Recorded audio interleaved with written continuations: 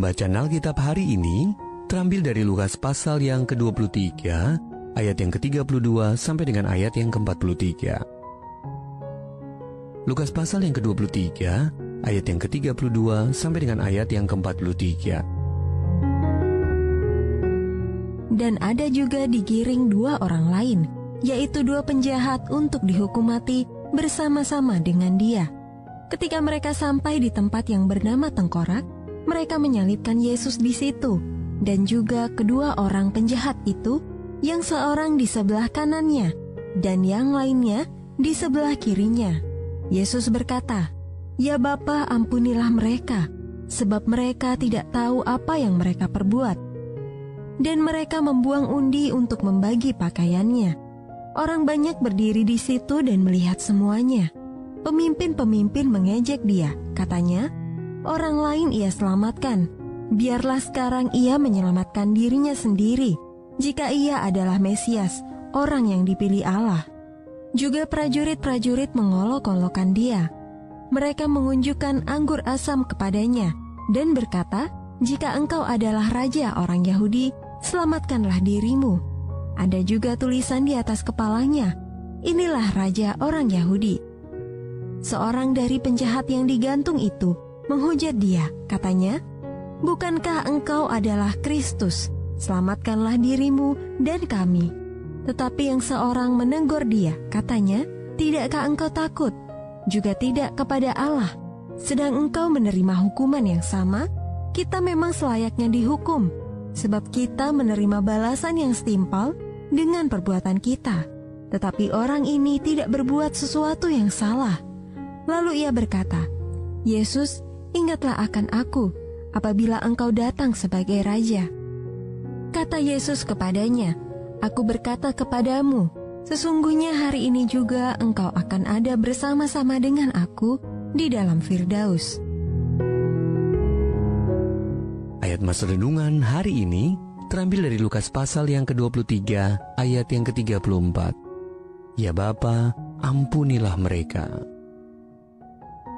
Judul renungan kali ini, Pengampunan yang Mustahil. Ditulis oleh Win Collier. Sahabat ODB, pasukan yang berhasil membebaskan para tawanan di kamp konsentrasi Ravensbrück, tempat hampir 50.000 wanita dibinasakan oleh Nazi, menemukan secari kertas lusuh bertuliskan doa ini. "Ya Tuhan, janganlah hanya mengingat orang-orang baik, tetapi ingat jugalah mereka yang jahat. Namun janganlah mengingat penderitaan yang mereka perbuat terhadap kami. Ingatlah buah-buah yang kami hasilkan berkat penderitaan ini: persahabatan, kesetiaan, kerendahan hati, keberanian, kemurahan hati, kebesaran hati kami yang tumbuh dari peristiwa ini. Ketika kelak mereka menghadapmu untuk dihakimi, biarlah semua buah yang telah kami hasilkan membawa pengampunan bagi mereka."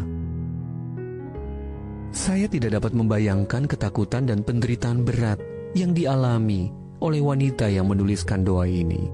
Betapa luar biasanya anugerah yang ia miliki sehingga dapat menuliskan kata-kata ini, yang melakukan sesuatu yang tidak masuk akal, meminta pengampunan Allah bagi orang-orang yang menindasnya.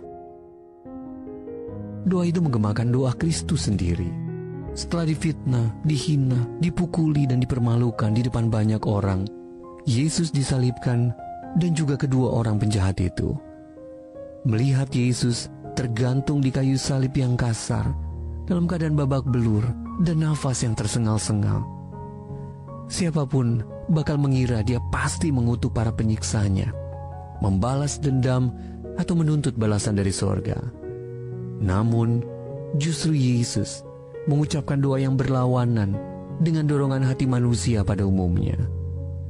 "Ya Bapa, ampunilah mereka, sebab mereka tidak tahu apa yang mereka perbuat." Sahabat ODB, pengampunan yang diberikan Yesus terasa mustahil, tetapi itulah juga yang ditawarkannya kepada kita. Oleh kasih karunia-Nya yang ajaib, pengampunan tersebut tersedia cuma-cuma dengan limpah bagi semua orang. Sahabat ODB, bagaimana pengampunan Allah yang terasa mustahil itu telah mengubahkan hidup Anda? Bagaimana kita dapat menolong orang lain mengalami pengampunan sejati darinya? Yalah, pengampunanmu begitu tidak lazim dan terasa mustahil. Sungguh kami tidak dapat membayangkannya saat kami menderita. Karena itu tolonglah kami dan ajarilah kami kasih-Mu.